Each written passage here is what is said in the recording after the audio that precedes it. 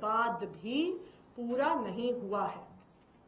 चुनाव से पहले प्रधानमंत्री नरेंद्र मोदी जी ने कहा था कि बीजेपी सरकार की पहली कैबिनेट की बैठक में 2,500 रुपए की स्कीम पास होगी, लेकिन नहीं हुई।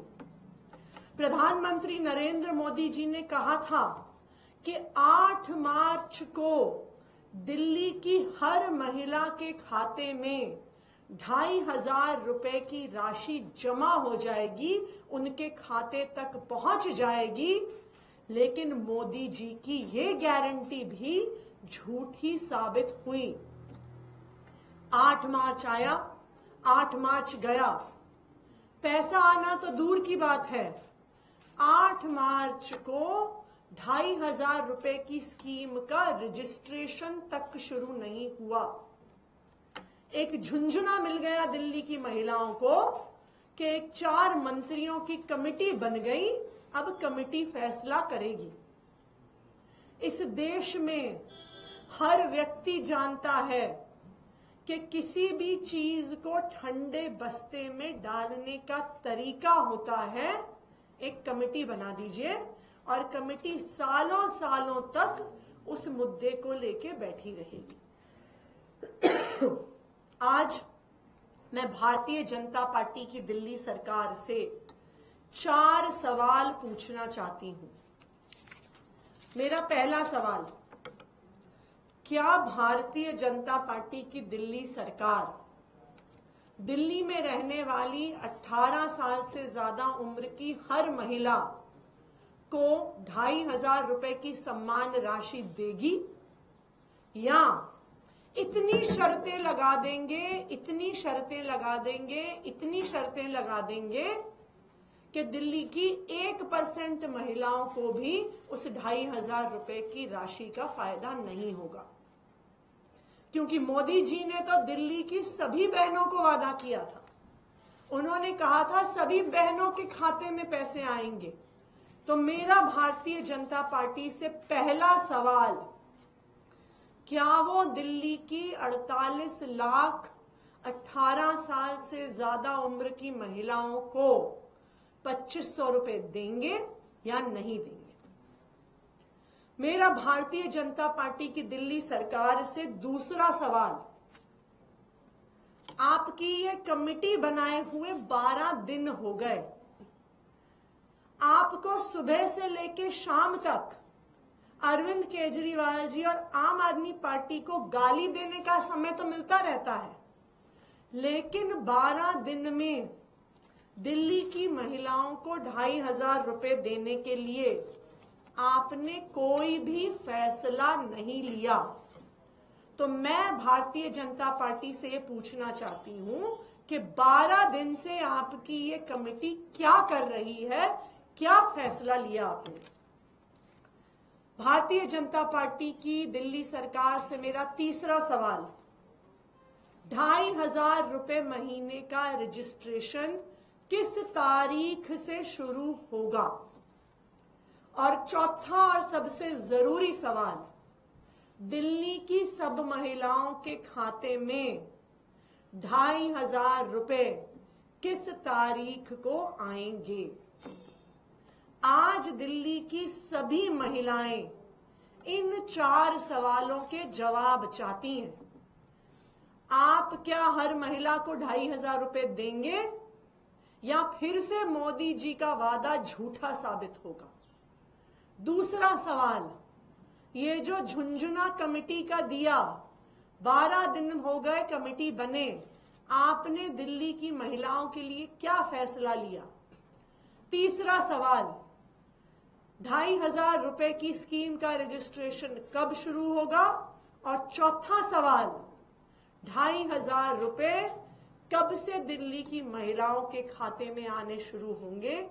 ये सवाल दिल्ली की सभी महिलाएं भारतीय जनता पार्टी की दिल्ली सरकार से और प्रधानमंत्री नरेंद्र मोदी जी से पूछना चाहती हैं, वरना अब दिल्ली की महिलाओं को लग रहा है कि मोदी जी ने उनको झूठ बोल दिया, मोदी जी ने उनसे झूठा वादा कर दिया और उन्होंने मोदी जी के इस वादे, झूठे वादे पर विश्वास करके गलती कर दी। Thank you. इसके अलावा एक एमओयू साइन होना था आयुष्मान योजना को लेकर के 18 तारीख को, वो भी टल गया है।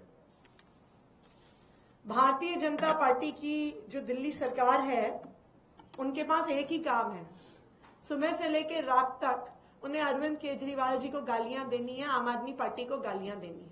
उसके लिए उनके पास बहुत समय है।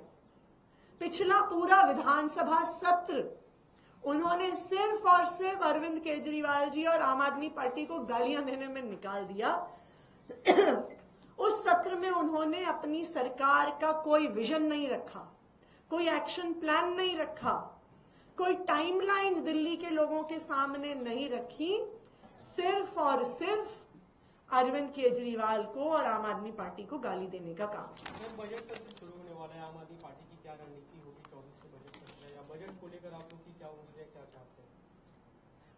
हम यही चाहते हैं कि दिल्ली के बजट में जो वादा मोदी जी ने दिल्ली की महिलाओं को किया कि दिल्ली की महिलाओं को 2500 रुपए हर महीने हर महिला को मिलेंगे, इस वादे को पूरा करना हम चाहते हैं कि दिल्ली सरकार करे। किसानों का जो प्रोटेस्ट था उसको खत्म कराया गया रात खनौरी और शंभू बॉर्डर से, उसको लेकर क्या करें?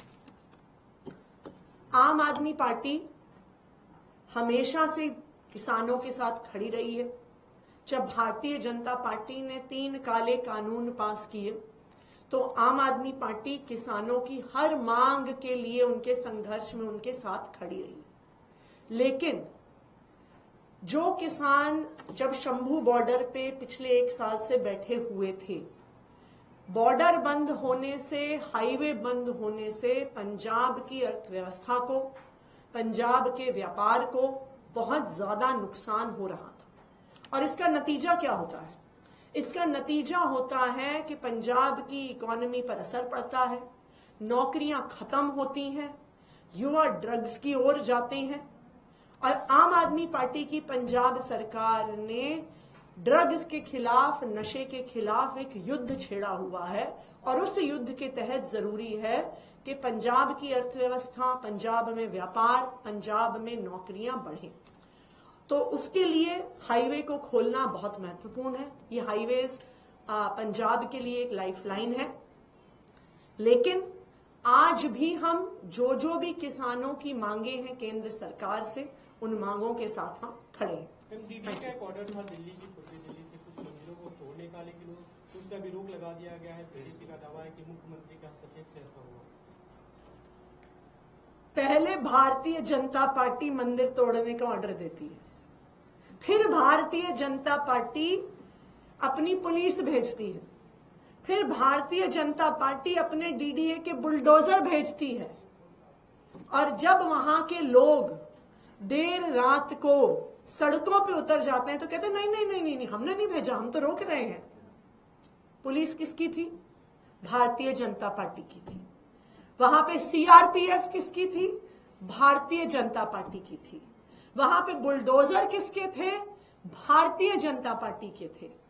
तो ये बिल्कुल साफ है कि ये मंदिर तोड़ने की साजिश सिर्फ और सिर्फ भारतीय जनता पार्टी की है। और जब उनकी ये साजिश दिल्ली के लोगों के सामने आ गई तो वो नौटंकी कर रहे हैं, झूठ बोल रहे हैं।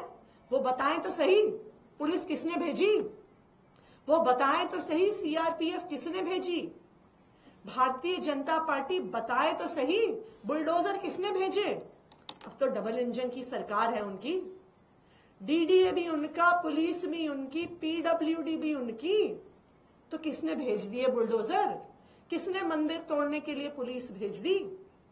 ये भारतीय जनता पार्टी की साजिश है और अब उनकी पोल दिल्ली वालों के सामने खुल गई।